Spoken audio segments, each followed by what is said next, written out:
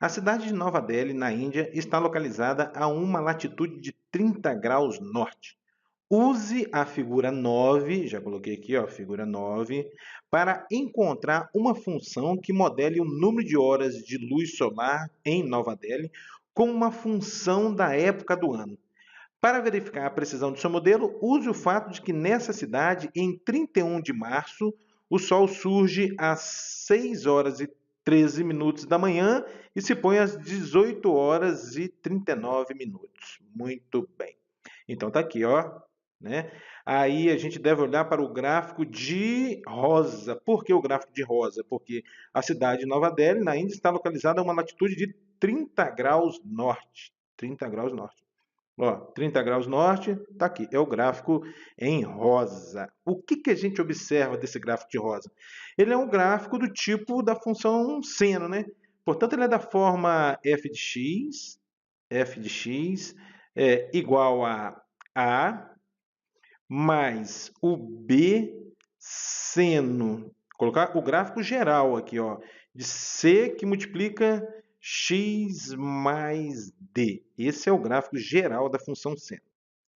Bom, e aí é bom a gente ter em mente o gráfico da função seno, né? O gráfico da função seno é algo mais ou menos assim. Vou colocar um esboço aqui para a gente dar uma olhada nele. Assim, né? Aqui é o 2π.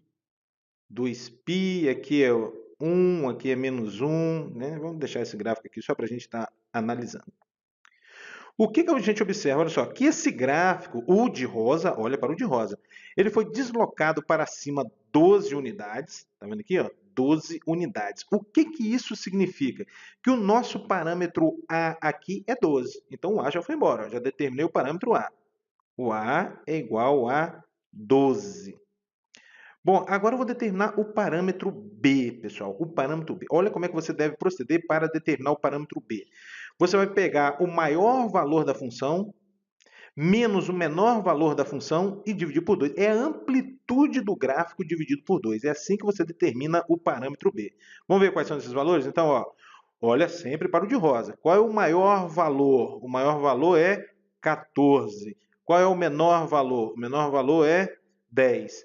Ah, então você vai pegar aqui, ó, o B vai ser 14 menos 10 dividido por 2.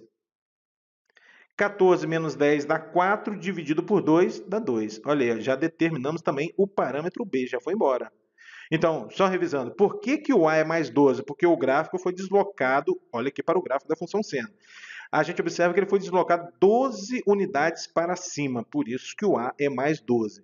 O que mais? A sua amplitude é 2, por quê? Porque quando você pega o maior valor da função menos o menor valor, que é 10, e divide por 2, você acha 2.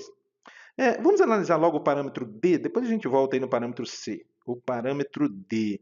O parâmetro D, conforme a gente já discutiu, ele te dá o deslocamento do gráfico na horizontal. O parâmetro A é o deslocamento na vertical e o parâmetro D é o deslocamento na horizontal. E a gente observa que o gráfico foi deslocado para a direita. Ele foi deslocado para a direita. Significa, então, que esse D é negativo. Como é que eu faço para determinar esse parâmetro D? Olha só. Olha o gráfico, ó, o gráfico da duração da luz solar de 21 de março a 21 de dezembro. Então, esse primeiro pontinho aqui corresponde ao dia 21 de março. Então, o que você vai computar aí? Ó? Já vou colocar um sinalzinho de menos aqui na frente. O que você vai computar? Os 31 dias de janeiro, 28 dias de fevereiro, mais 21 dias de março.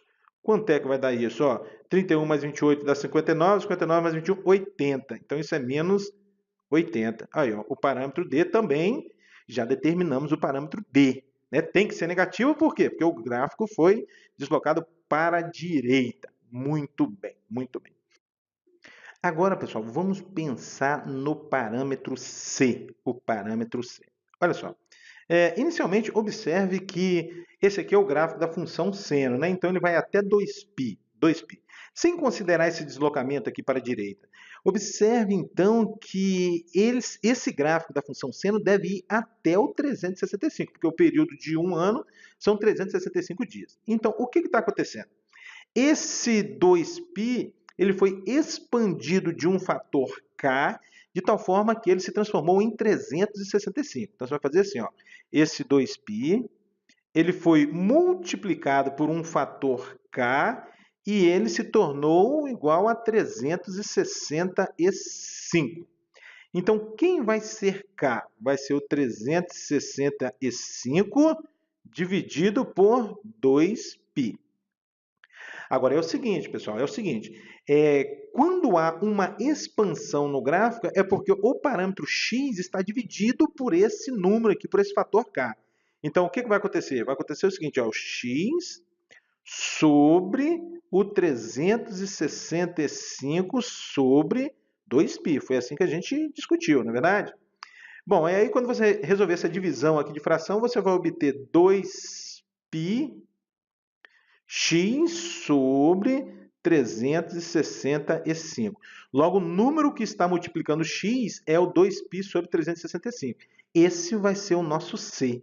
O c, então, vai ser 2π sobre 365. E aí eu consigo finalizar minha função. Ó. O f de x vai ser quem? A, 12, mais o b, que é 2, seno de quem? De quem? Agora cx, né? Estou aqui, ó. Cx. O c é 2π sobre 365. Então, vou até botar um colchete aqui. 2π sobre 365, que multiplica x mais d. Mas o d aqui é menos 80, então x menos 80. Aí, ó, beleza. Essa é a função considerada. Para a parte final, né?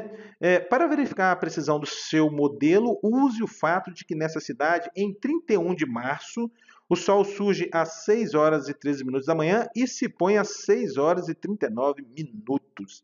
Muito bem. Olha só, no dia 31 de março, nosso x aqui da função vai valer 90. Por que 90, pessoal? Olha só. Até o dia 21 de março, a gente tinha 80 dias, né? 80 dias, né? Então, até o dia 31, soma mais 10 dias, vão dar 90. Então, você vai calcular aqui o f de 90. Então tá, quanto é que vai dar o f de 90, pessoal? O f de 90. O que você tem que fazer? Você tem que vir aqui na função, essa aqui, ó, onde tem x, coloca 90. Aí você pode estar usando uma calculadora, né, e substituir x aí por 90, fazer essas continhas, você vai achar 12,34 horas. Pelo nosso modelo, o número de horas de luz solar é 12 horas e 34 minutos. Vamos ver quantas horas tem? Na verdade, olha só, você deve pegar os 6 horas e 13, melhor dizendo, 18 horas e 39 menos 6 horas e 13. Então, 18 horas e 39 menos quanto? Menos 6 horas e 13. Quanto é que você vai achar aqui, ó? Aqui vai dar 6, aqui 2 e aqui 12, né? 12 horas e 26 minutos. E no seu modelo você achou 12 horas e 34 minutos. O modelo é bom mesmo. Uma estrela variável é aquela cujo brilho alternadamente cresce e decresce. Para a estrela variável mais visível, a delta de Shipley, o período de tempo entre os brilhos máximo é de 5,4 dias. Esse é o período da função. Né? O brilho médio, ou a magnitude da estrela, é 4. E seu brilho varia de mais ou menos 0,35 em magnitude. Isso aqui é o nosso B da nossa função. Tá? Enquanto uma função que molde o brilho dessa estrela em função do tempo. Então, nossa função vai ser do tipo m de t, a magnitude, né? Igual a mais b seno de c vezes t. Aí você poderia estar me questionando, mas não tem o deslocamento. Não, não precisa. Eu quero uma função, pode ser essa aqui. Não preciso considerar deslocamento. Muito bem. E aí a gente observa, então, que o parâmetro A é 4. mais a magnitude aqui vai ser 0,35 vezes o seno de C. Está na hora da gente determinar esse parâmetro C. Existe uma fórmula em trigonometria que te dá o período de uma função trigonométrica da seguinte maneira. O período é 2π sobre C. O C aqui é um número positivo.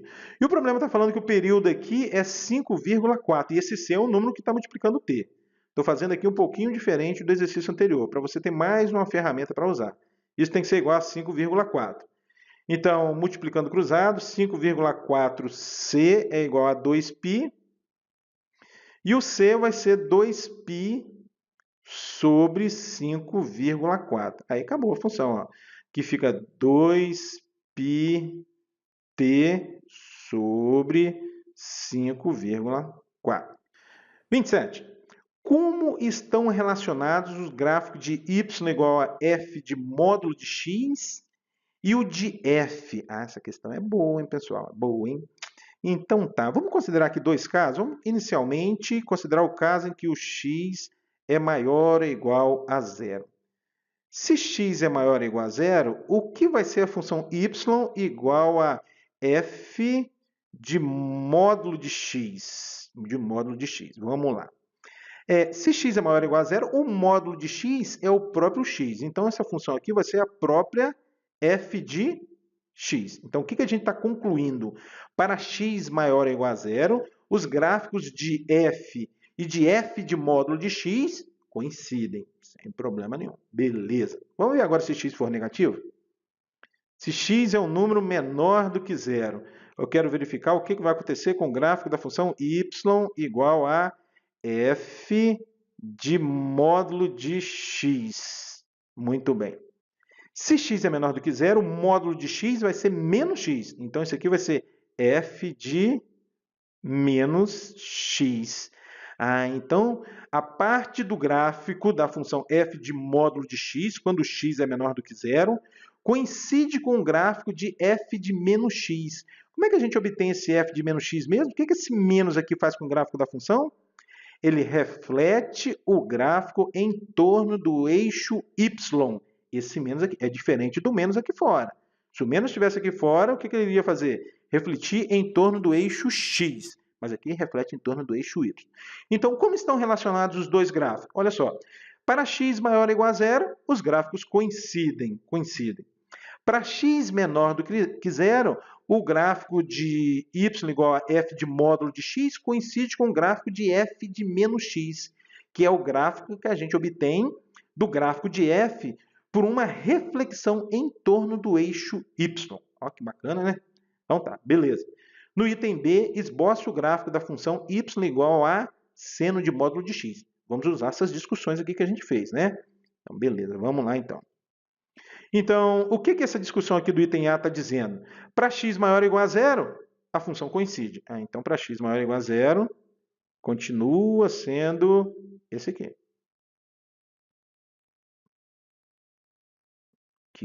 Aqui. Coincide, né? Nossa, que desenho horrível. Mas tá bom, vamos lá, que vale a intenção. Agora, se x é menor do que zero, o gráfico coincide com f de menos x. Atenção. Então, olha só o que deve acontecer. Você deve pegar esse gráfico aqui, o gráfico em vermelho, e refleti-lo em relação ao eixo y. Quando você refletir em relação ao eixo y, você vai obter isso aqui. Ó. Esse pontinho aqui vem para cá. Vai ficar algo mais ou menos assim. Aqui e aqui. Mais ou menos, pessoal. E depois, o que mais? Aqui para baixo, né?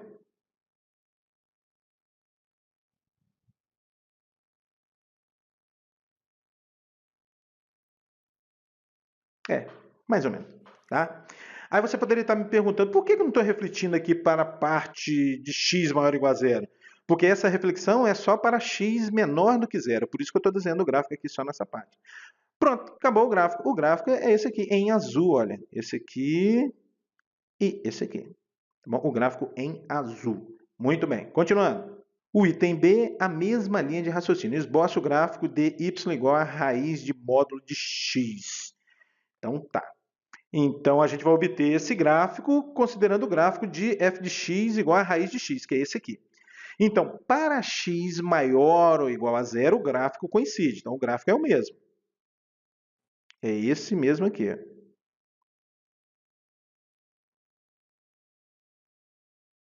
Aí, que beleza. Bom, agora vamos pensar para x menor ou menor do que zero. O que a gente deve fazer mesmo? A gente deve refletir esse gráfico em torno do eixo y. Quando você reflete em torno do eixo y, você obtém algo mais ou menos assim.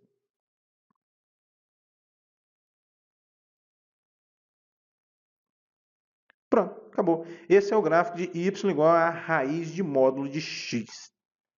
28. Use o gráfico dado de f para esboçar o gráfico de y igual a 1 sobre f de x. Quais aspectos de f são os mais importantes no esboço de y igual a 1 sobre f de x? Então tá, explique como eles são usados. Muito bem, pessoal. O que a gente vai usar aqui é o seguinte, divisão por zero não existe. Tá? Então aqui eu quero construir o gráfico da função y igual a 1 sobre f de x. Aqueles x tais que f de x igual a zero não vão constar aqui no gráfico. E o que vai acontecer aqui no gráfico? O gráfico não vai tocar a reta vertical, por exemplo, x igual a 1. Olha, x igual a 1, que é onde o f de x é igual a zero. Então, aqui em x igual a 1, estou supondo aqui 1, aqui menos 1, tá? Vamos supor que aqui seja menos 1, e aqui seja 2. Então, o gráfico não vai tocar essa reta vertical x igual a menos 1, essa aqui não vai tocar.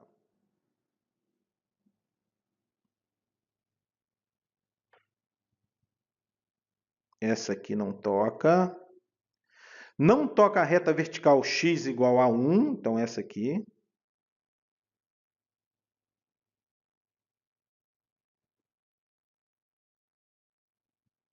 Ó, aqui, né?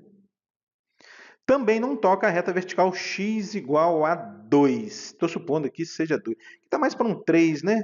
Vamos considerar 3 aqui? Vamos considerar 3 aqui. Tá. Então, x igual a 3. Essa aqui.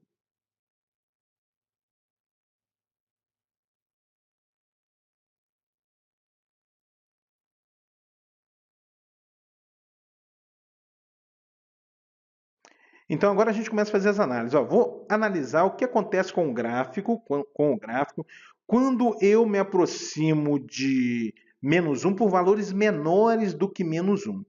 Quando eu me aproximo de x por valores menores do que menos 1, o f de x, as imagens desses x se aproximam de zero por valores negativos.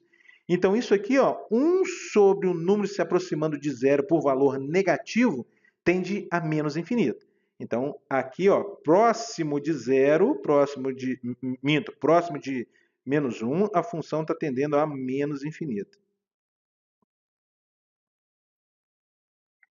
Bom, agora eu vou analisar o que acontece quando eu me aproximo de menos 1 por valores maiores do que menos 1, por valores maiores do que menos 1. Se aproximando de x aqui por valores maiores do que menos 1, as imagens desses x se aproximam de zero por valores positivos. Então, esse quociente aqui, 1 sobre f de x, tende a mais infinito, porque eu estou me aproximando de zero, o f de x está se aproximando de zero por valores positivos. Então, vai para mais infinito. Opa, então já sei que aqui vai mais infinito. Bom, aqui eu estou colocando uma constante porque vai ser o 1 aqui mesmo, na verdade vai ser o próprio 1, né? O f de zero dá 1. Então, quando você calcular aqui, y igual a 1 sobre f de zero, ou seja, 1 sobre 1 vai dar o próprio 1. Então, passa aqui mesmo, nesse 1 aqui. Pronto, o que vai acontecer com a função agora quando eu me aproximar de 1 por valores menores do que 1? Menores do que 1. Por valores menores do que 1, o que está acontecendo? A função está se aproximando de zero por valores positivos. Então, 1 sobre números se aproximando de zero por valores positivos, tende a mais infinito. Então, vem aqui. Agora, x se aproximando de 1 por valores maiores do que 1. Quando eu faço x se aproximar de 1 por valores maiores do que 1, a gente observa que o f de x se aproxima de 0 por valores negativos, né? Por valores menores do que 0, tá vendo? Negativos. Então, esse quociente que 1 sobre f de x tende a menos infinito. Então, por isso que o gráfico volta aqui.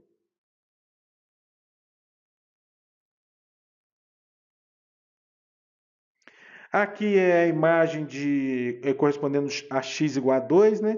Se x for 2, aqui dá uma constante. Então, aqui você vai obter 1 sobre a constante. Então, algo mais ou menos assim. Agora, vamos observar o que acontece com a função quando eu me aproximo de 3 por valores menores do que 3, tá vendo?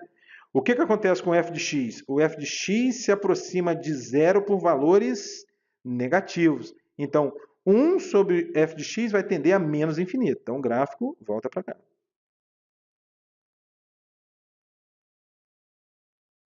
Por fim, quando eu me aproximo de 3 por valores maiores do que 3, o f de x se aproxima de 0 por valores positivos. Então, a gente volta aqui para mais infinito.